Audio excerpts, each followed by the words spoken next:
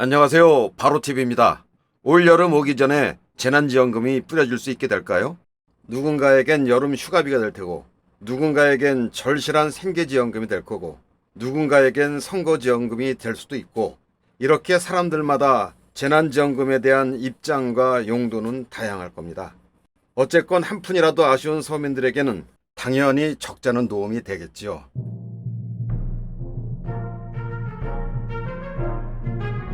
먼저 여당인 더불어민주당 주도로 전국민 재난지원금 논의가 급류를 탈 전망입니다. 민주당 지도부는 물론이고 대권 주자를 중심으로 당내 논의가 되면서 올해 2차 추경 논의 위한 당정 협의가 본격화될 것으로 보고 있습니다.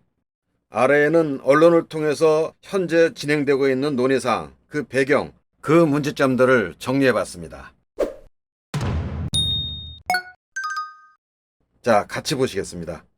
윤호중 여 원내대표 전국민 재난지원금 포함 추경 시급 세 번째 촉구, 이런 제목의 기사입니다.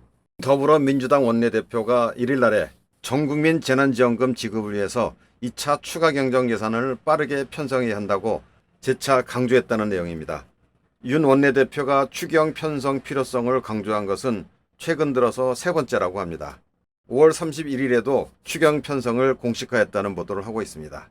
여권에서는 올해 하반기 전 국민을 대상으로 해서 재난지원금을 지급하자는 주장이 나오고 있다는 보도가 계속 이어지고 있습니다. 동시에 계류 중인 소상공인 손실보상금 소급 적용안을 포함시켜서 추경안을 검토하는 방안도 논의 중이다. 이렇게 정리했습니다. 사실 이번 5차 재난지원금은 의뢰에 나올 수 있는 정책이라고들 많은 사람들이 생각할 겁니다. 이미 4차례나 진행이 되어 왔고 집권 여당의 보궐선거 참패, 국민 여론의 악화, 그리고 장기화되는 코로나 사태로 인한 서민 경제의 어려움, 여기에다 내년 초 대통령 선거를 앞둔 상황이다 보니까 언제건 집권 진영이 써먹을 수가 있는 카드인 거죠. 하지만 이번에는 조금 뜬금없이 빨랐다, 이렇게 생각하는 분들도 많을 겁니다.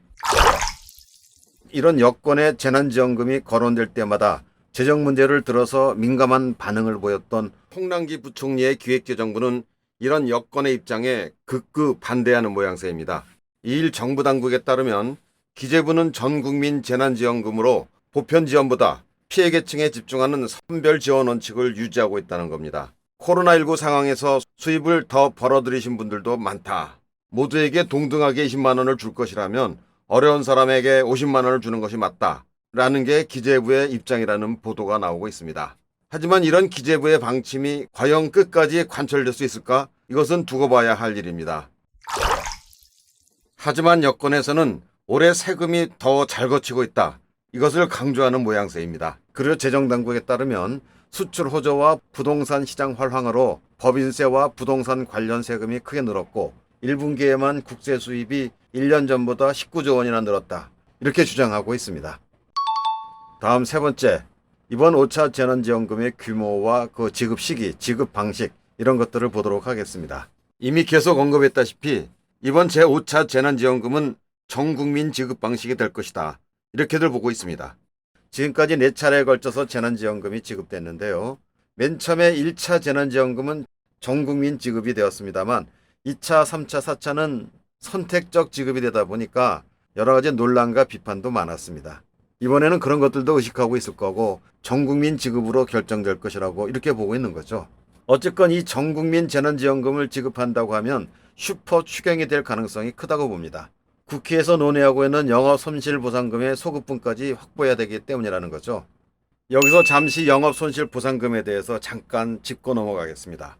코로나19 확산 방지를 위한 사회적 거리두기 조치로 인해서 집합금지, 집합제한 등을 당해서 영업 손실을 본 자영업자들에게 지급하라는 보상금이죠. 이를 위한 법 제정이 정치권에서 논의 중이고 상인들의 비대위 조직도 꾸려져 있는데 그 선정 기준, 방법, 이런 것들에 대한 어려움이 큽니다. 또한 연간 수십조에서 수백조까지 이르는 요구 예산 등이 있다 보니까 적자는 어려움이 놓여 있다고 합니다. 어쨌건 이렇게 전국민 지급으로 가닥이 잡힌다고 하면 최소 14조 원은 넘을 것이다, 이렇게 보고 있습니다. 작년 봄에 최초로 지급됐던 1차 전국민 재난지원금은 4인 가족 기준에서 100만 원씩 모두 14조 3천억 원이 투입됐습니다. 이번에 국민 1인당 25만 원씩을 지급한다고 하면 12조 7천억 원, 30만 원씩 지급한다면 15조 3천억 원의 예산이 필요하다고 계산하고 있습니다.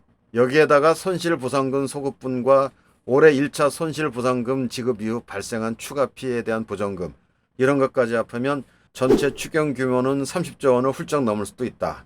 이렇게 보고 있는 거죠. 다음은 이 재난지원금 지급 시기와 방식을 간단히 보도록 하겠습니다. 민주당 일각에서는 이르면 여름 휴가철 또는 늦어도 추석 이전이 거론되고 있는데요. 오늘 보도에 따르면 아예 여름 휴가철 이전에 지급돼야 된다. 이런 주장도 나오고 있다고 합니다. 또 종전처럼 가족 기준이 아니라 개인별로 지급해야 된다. 이런 목소리들이 나오고 있습니다.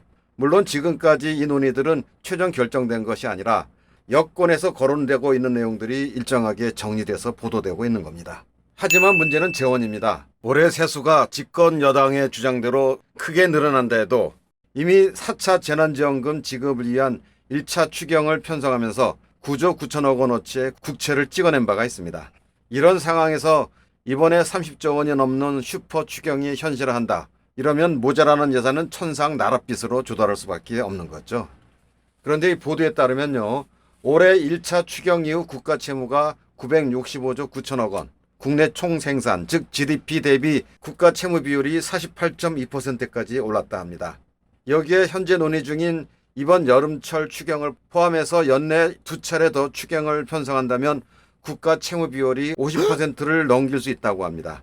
집권 여당에서는 그래도 재정 건전성은 양호한 편이다. 이렇게 주장을 하고 있습니다. 하지만 급격한 부채 증가에 따른 재정 건전성, 이 악화를 우려하는 목소리는 커질 수밖에 없는 거죠. 어쨌건 지금까지의 사례들을 봐도 정부 여당의 재난지원금 지급 방침은 어떤 식으로건 관철될 거라고 봅니다. 하지만 이런 여러 문제들을 해결하지 못한 채 이번 여름 전이니 또는 휴가 전이니 이렇게 지급이 이루어질 수 있을지는 누구도 자신하지 못할 겁니다. 그리고 굳이 무리해가면서 지급 시기를 조금 앞당기는 게 꼭 여권에게 유리하기만 할까요? 대통령 선거는 내년 3월 달입니다. 이렇게 지금까지 이번 5차 재난지원금 관련 논의들을 정리해봤습니다. 물론 이후에도 적잖은 논의와 과정을 거치면서 많이 수정되고 최종 결정될 거라고 봅니다.